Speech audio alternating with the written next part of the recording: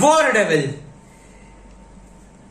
This was epic. Like, she was undoubtedly the most epic devil in this chapter right now, given the fact that we have only seen like one devil, two devils in this, three devils in this chapter. Fine, Bucky was a devil, albeit an annoying one, but still a devil. Good thing he died soon. And so, what are her powers?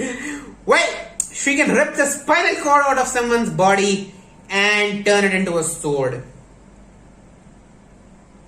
That's what she did. She has superhuman strength and she knows how to use that sword, so don't mess with her.